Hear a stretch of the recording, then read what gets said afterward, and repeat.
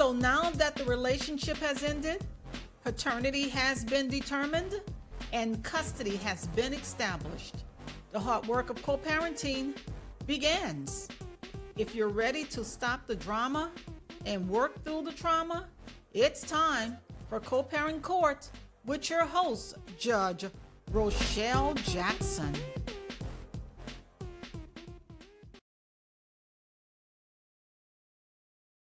Welcome to Co-Parent Court, the court where parents forget the drama and work through their trauma. I am your host, Judge Rochelle Jackson, and today I will briefly talk about parenting by convenience and co-parenting through inconvenience. So let's talk about briefly a review co-parenting and what good co-parenting looks like. So when there is a defined schedule, physical schedule, that's either agreed upon or court ordered, and it speaks to when custodial time or when visitation time happens. And in particular, it's defining a time where parents are responsible solely for the care of the minor child. And that care speaks to the food, the shelter, the clothing, the activities, all of those things that children have needs for and that parents need to be concerned about. And more often than not, sometimes when these schedules are created, there are opportunities or there are times when emergencies happen and unplanned events happen, and schedules need to be modified or adapted. Now, when there's a good co-parenting relationship, sometimes navigating through those challenges are easier than not. So one party may pick up the phone to say, hey, the school called to say, little Johnny is sick and someone needs to pick him up. I know it's your day. Let me know if you can leave work to go and get him. And the parents decide who is available at that time to go and get the child from the school because there's an emergency. And that would be a good situation where co-parenting is happening because decisions are being collaborated around what's best for the child and based upon the parent's schedule of availability, based upon that emergency. However, sometimes those decisions are not based upon co-parenting, but it's based upon what's convenient for one parent.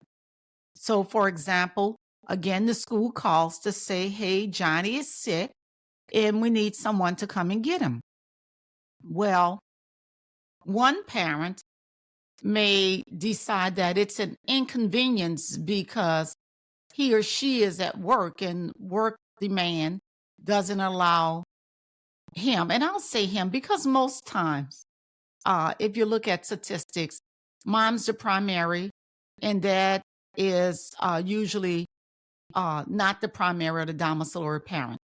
But even if it's equal, even if it's shared custody, even if the schedule is perhaps 7 and 7, or you're doing this modified 2-3-2 schedule to make sure that the child is spending equal time at both parents' houses, it seems to fall on one parent in particular who has to be, and I don't want to say has to be inconvenient, but that parent will inconvenience the job or whatever their schedule is to make sure that that child is retrieved from school.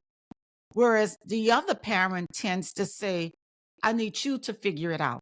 And you go and pick him up and you figure out where he's going to be for the next 24 hours because the school says he can't come back until he gets clearance to medically be back around all the other children.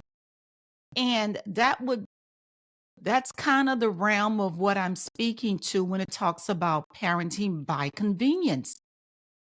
Co-parenting in parenting is not based upon the convenience of a parent. when it comes time to emergencies happening, the child needs has to supersede the convenience of a parent. So that parent, while he or she may not be able to leave the job, has to figure out who in that moment can go and get the child from school, be it your sister, your brother, your mother, your aunt, like who's available and how do you navigate that? Too often, that parent gives up that uh, control or that responsibility to the other parent and making it 100% responsibility that the other parent has to figure it out because it's an inconvenience from him or she to leave their job. Now, mom, for the most part, has to leave her job. She has to figure it out. And it's not always fair. It's not always equal. And it's not always right. I just wanted to point this out that there's a difference between parenting by convenience and co-parenting through inconvenience. And inconvenience goes both ways in that both parents need to be able to navigate emergencies, need to be able to adjust to situations, but also need to be able to be inconvenienced at some point that they are making good decisions for their child.